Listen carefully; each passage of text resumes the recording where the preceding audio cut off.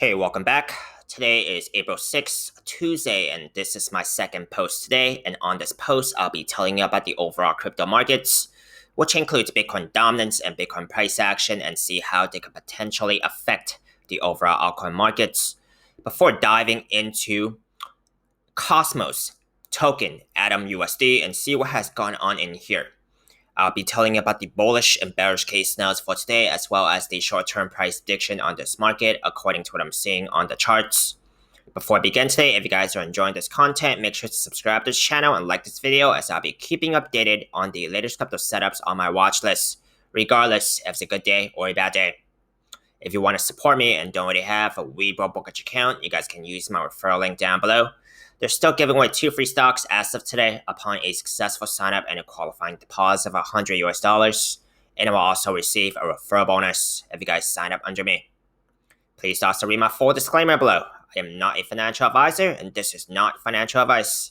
I am purely sharing my own speculations and opinions on this market. I cannot tell you the future, and you should always do your own due diligence before trading or investing in this market, as extremely risky and volatile. If you have any questions or comments, please do only leave them in the comment section below, but I'll try my best to get to as many of them as possible. Now, see what exactly is going on in this market first. Bitcoin dominance, the first thing I look at, tells me where the money could be trending into. Would it be Bitcoin, altcoins, or neither? Would you have Bitcoin dominance down about 1.3%? This breaks down to Bitcoin price action down about 1.6%. Total altcoin market cap up over 1.4%. Now, this is the upside of Bitcoin dominance trending downwards, because Bitcoin dominance, because total altcoin market cap is still up. Okay, that's why I still call it the upside. I usually emphasize Bitcoin dominance to trend downwards. That's generally speaking better for the altcoins on both the upside and downside. Because conversely speaking, if Bitcoin dominance was trending upwards, the upside of that, I will usually see Bitcoin leading in gains ahead of total altcoin market cap. Now, on the weekly time frame here is my shifted focus for Bitcoin dominance, because we are making lower lows here on this higher time frame. Okay. However, as I have been mentioning, the level I was looking at for was the 58% level that was coming from the last low here. Okay, the week of September 7th. 2020 there, okay? That level is significant because of its low RSI reading at about 27, okay?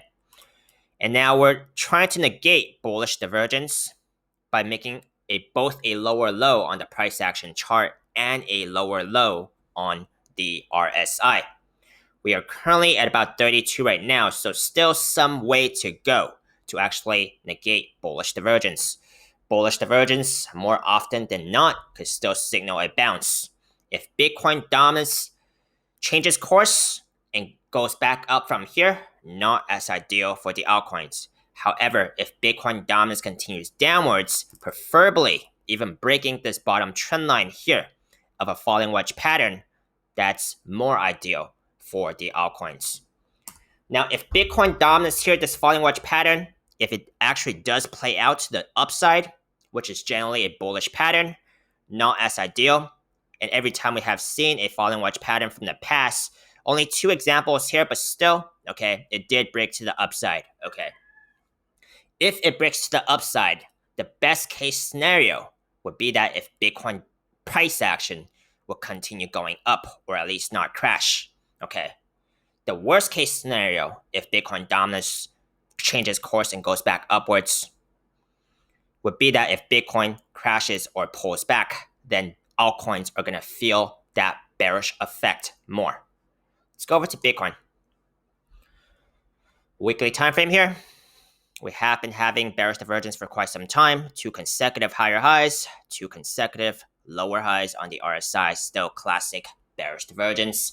I said the safer signal to be looking for here would be a higher high on the price action chart and a higher high on the RSI to tell me that this bearish divergence is done playing out.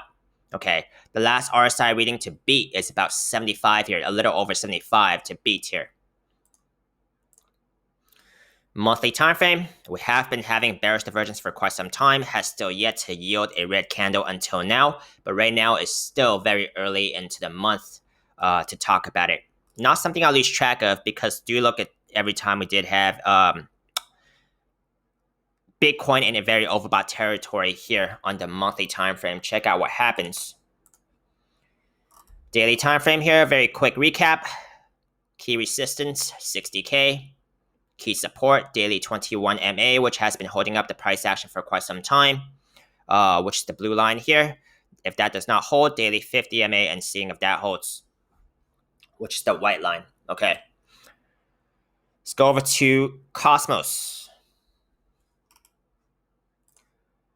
Let's take a look from the monthly time frame down to the daily, which I consider to be macro time frames, and see if we have any overbought RSI readings or possible bearish divergence scenarios. RSI reading here on the monthly time frame is about 82, so still in overbought territory. Weekly time frame about 73 here. Okay, so slight overbought territory here, and if the price action was to make a higher high here, I think I already made was that an equal high from last week's candle close? Technically not. Okay, technically not. So technically I cannot call it bearish divergence comparing from last week's candle close, because a very small difference here. However, if the price action was to make a higher high here on the weekly time frame, it does need to beat the last RSI reading of over 89 here to negate bearish divergence. 3-day time frame here, we are not in overbought territory. We're currently about 64. And very similar thing could be said about possible bearish divergence.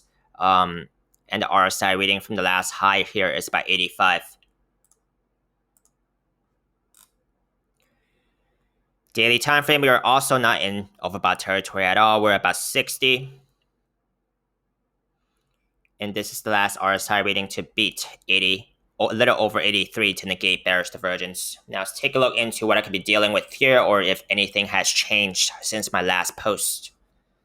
Since my last post, I did say that there was a symmetrical triangle pattern. Okay, on the 3-day time frame here, it's more consolidated and easier to look at.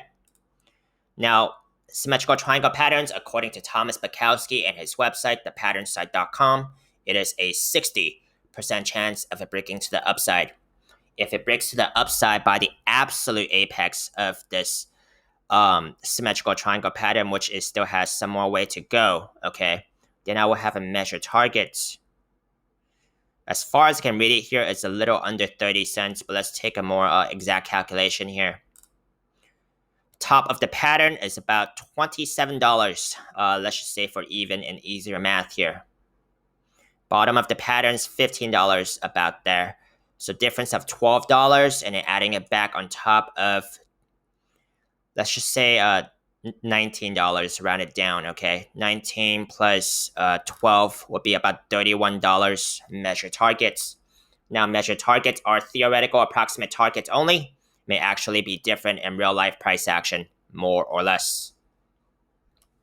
Let's take a look into some of the key supports and resistances relevant to this price action right now.